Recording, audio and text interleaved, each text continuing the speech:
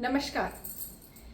वास्तु में सभी डायरेक्शन अपना अपना एक विशेष स्थान रखते हैं, लेकिन आप लोगों को यह भी पता होगा कि नॉर्थ ईस्ट डायरेक्शन सबसे ज़्यादा इम्पोर्टेंट होती है। क्यों? इसका क्या कारण है? नॉर्थ ईस्ट डायरेक्शन हमारे माइंड से रिलेट होती है सीधे। पीस ऑफ माइंड, इंट्यूशन, किसी भी चीज़ का डिसीजन लेना, हमारी मेंटल पावर, इन सबको गवर्न करती है। अगर हमारी नॉर्थ ईस्ट डायरेक्शन किसी भी वजह से डिस्टर्ब होती है, इम्बैलेंस होती है, तो हमको नेगेटिव रिजल्ट मिलने लगते हैं। अब इम्बैलेंस का मतलब क्या होता है? इम्बैलेंस 3 तरीके से हो सकता है। या तो वहां पे कोई एंटी ऑब्जेक्ट, कोई ऐसा ऑब्जेक्ट आ गया है जो नॉर्थ ईस्ट डायरेक्शन को डिस्टर्ब कर रहा है।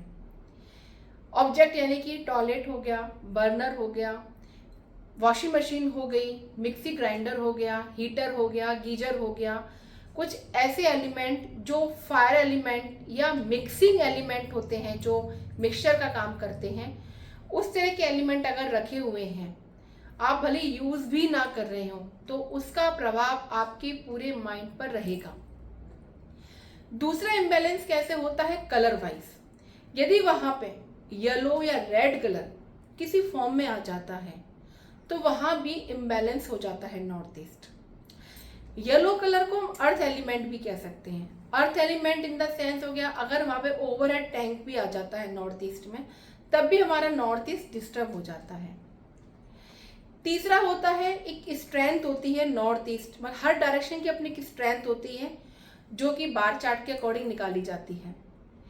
यदि हमारे घर में नॉर्थ ईस्ट की स्ट्रेंथ सबसे ज्यादा बढ़ी हुई है, तब भी हमारा नॉर्थ ईस्ट इम्बैलेंस कहा जाएगा।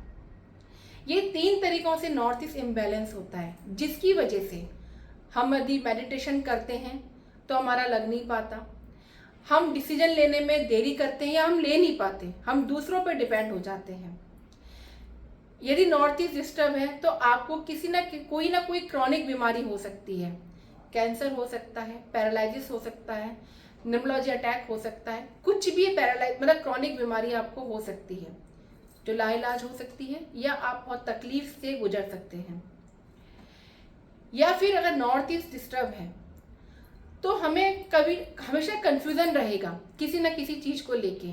हम कोई बात भी करेंगे तो हमारे दिमाग में एक चर्निंग के रूप में पीछे बैक साइड में कुछ ना कुछ चलता रहेगा, और हम डिसीजन लेने में थोड़ा सा मुश्किल रहेंगे।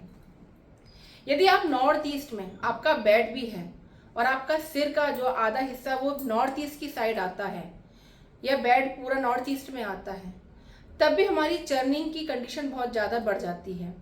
नींद ना आने की प्रॉब्लम भी बढ़ सकती है।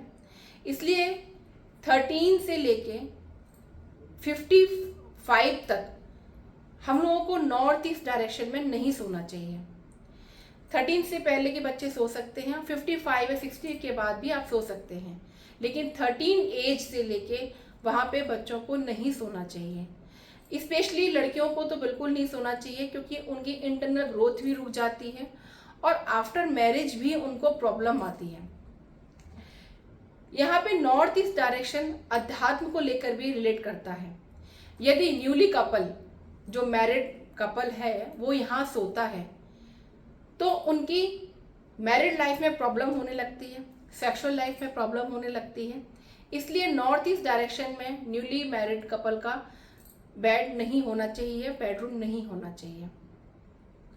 नॉर्थ ईस्ट डायरेक्शन में यदि मंदिर बना रखा है तो वहां पे दीपक हर समय नहीं जलना चाहिए। लोग अखंड दीपक जला देते हैं, तो वो भी एक फायर एलिमेंट के रूप में काम करता है। नॉर्थ ईस्ट डायरेक्शन इम्बैलेंस हो जाता है, जिससे हेल्थ पे, मेंटल हेल्थ, ये सब चीजें खराब होने लगती हैं। North east direction is very important direction, इसलिए आप नॉर्थ ईस्ट डायरेक्शन का विशेष ध्यान रखिए अपने घर में। वहाँ पे कोई भी टॉयलेट, बर्नर किसी भी तरीके के रूप में नहीं होना चाहिए। यदि है तो उसको प्रॉपरली किसी भी अच्छे वास्तुकार से आप उसको ट्रीट कराइए, मतलब आप उसको दिखवाइए और उसका रेमेडीज लीजिए, तो आपको बेहतर रिजल्ट मिलेंगे। धन्यवाद।